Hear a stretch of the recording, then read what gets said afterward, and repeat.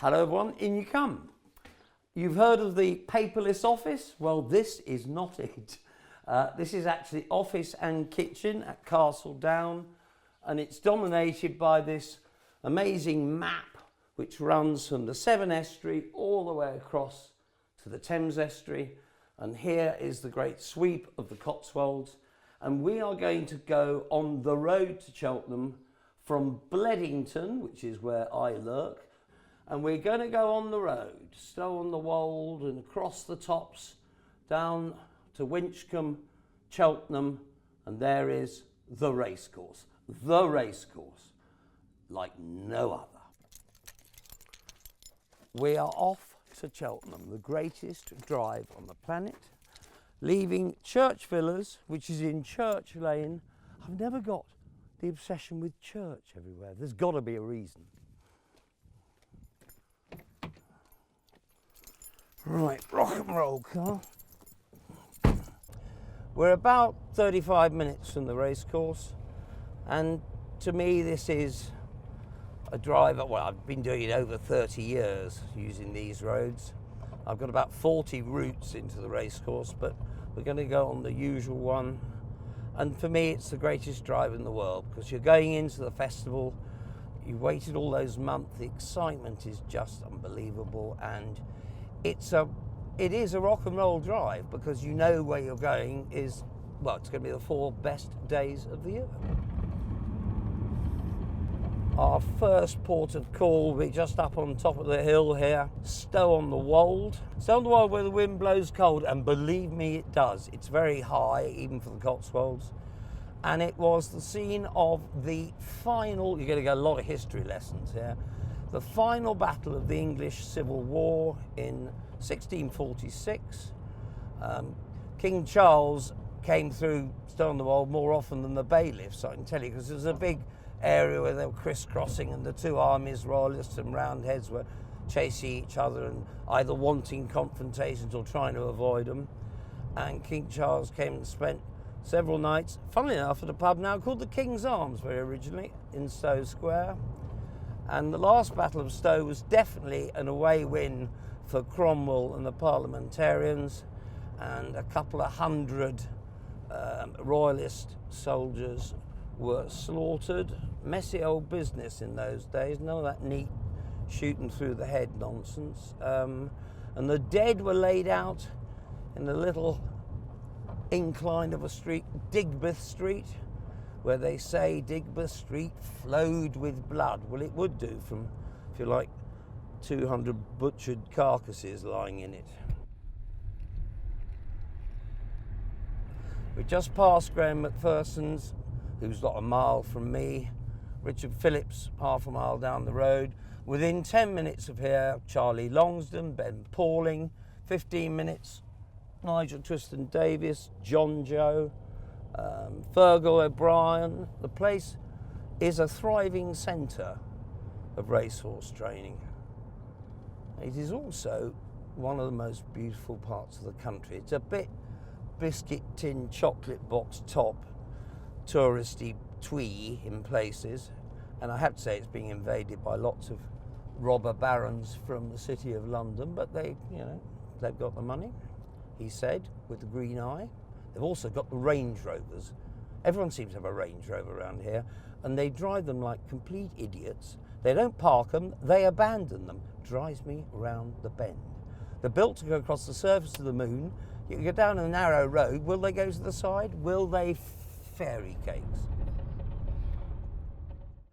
Right, heading out of Stow now, down towards Lower Swell. I can't explain the derivation of that name, but it's got it next to Upper Swell, funnily enough. And many of the names around here have got they just got some fabulous, fabulous names. I mean, Nigel TD trains at Gating Power, and the place is chock full of these names. And as soon as you begin to leave Stow, incredible views across the Cotswolds, just miles and miles, barely a house to be seen. It is generally quite wild country when it wants to be, and particularly when the weather is, I was about to say the weather is something, but when the weather's not as good or clement as you might like. Week Bridge 26 tons, I think I'm just safe. As we leave Lower Swell, the first turning, you can see several of them, to the Slaughters. Now, it's nothing to do with killing things, funnily enough. It's from an old English word meaning muddy place. So, for once round here, it's not about death and blood, but it's just a muddy place where the going's a bit heavy. We're now coming pretty close towards John Joe's at Jackdaw's Castle, where David Nicholson trained, Richard Phillips for a bit, Alan King obviously, before JP took it over, spent good money on making it absolute state of the art and whizzed John Joe down from the Lake District. It's a fabulous setup, it really is. You wouldn't meet a nicer fella. And as for plotting them up for Cheltenham, ask Tom Siegel, our great price-wise guru. He can't avoid a good John Joe tip during the festival. And when they tend to come to life. Funny that. Now, you couldn't be in the Cotswolds with me without stopping at a pub. This is the legendary Plough Inn at Ford, just opposite John Joe's.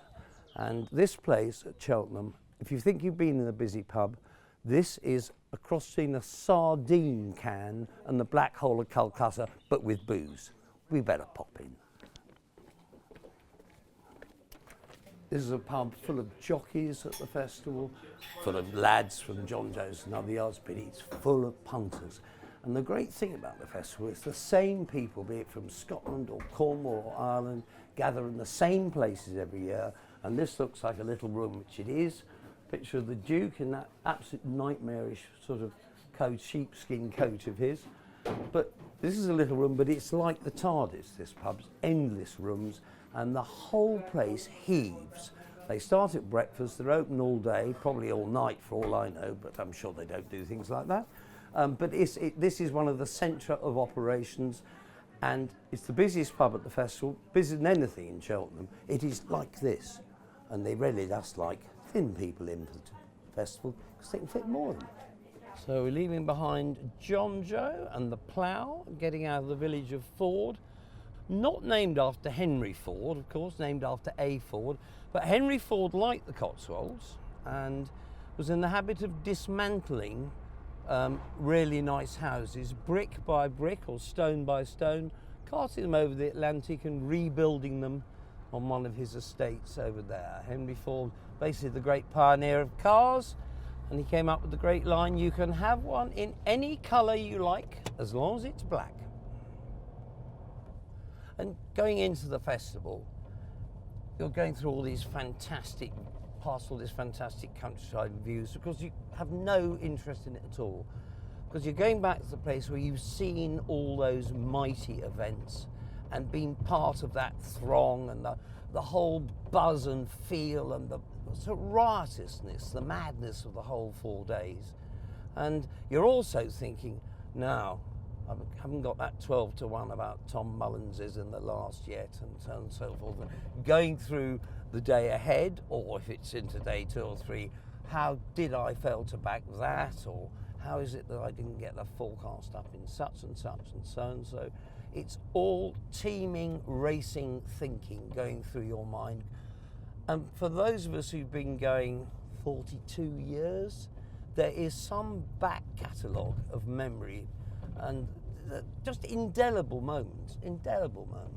And as you come off the high ground, begin to descend, you're going down to the wonderful town of Winchcombe, which has been a silk town. It's also on the old salt roads. It was a major sort of crossing point of the old roads. And of course, from near to Winchcombe, the railway line with that wonderful steam engine runs in to Cheltenham Racecourse. And it is one of the great views of the Cotswolds. Cracking little town, Winchcombe.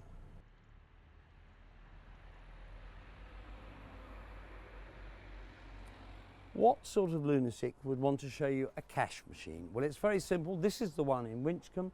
It is the last cash machine between here and the racecourse, And my goodness, I've done some trade with this on the way and on the way back when the wallet's empty down the years. We're getting warm now. I think we're 3 miles from the racecourse, and we're just ascending the foothills of Cleve Hill, if you like. This is on the other side from the racecourse, so we'll come up over the top, and you can't get mobile phone reception on Cleve Hill, not if you paid £1 million for it. But there's one final stop before we tackle the hill, one final stop to mark the memory of a man called Cheltenham. This is a sort of spot of pilgrimage on the way to Cheltenham, and it's a place not short of poignancy. This is Postlip Hall, just over Cleve Hill from the racecourse, and this was the childhood home of Cheltenham, who is commemorated in the Cheltenham Folk Warwin Chase, the big amateur riders staying chase. And Cheltenham was a fascinating man, and this is a house and surround not short of tragedy.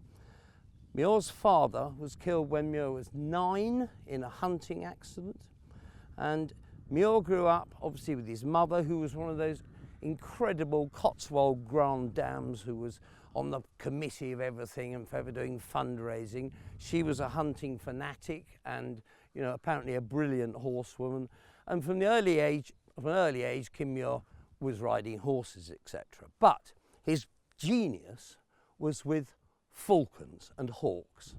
And by the age of about 12, he was recognised as one of the country's leading authorities. And he had a very famous peregrine falcon, the fastest bird of all, called Black Jess, and Black Jess became a legend and so on and so forth.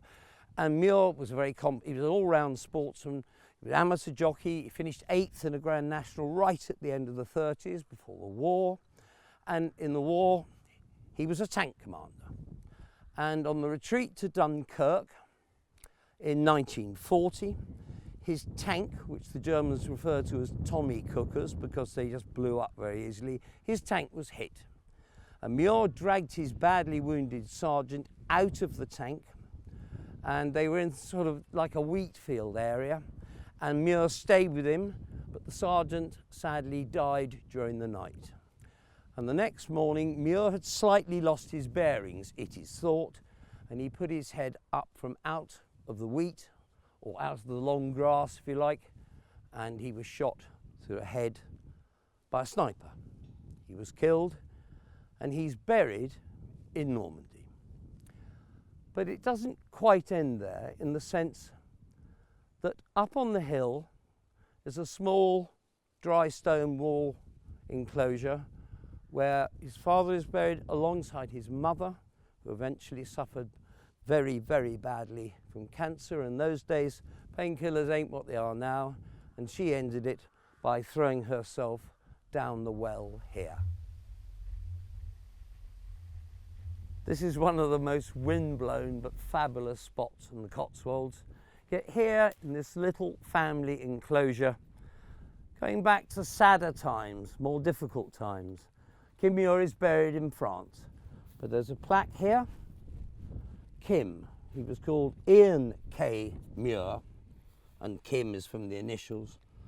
24 years of age, shot through the head, a man of courage, and commemorated still at the Cheltenham Festival, and may that name never be dropped.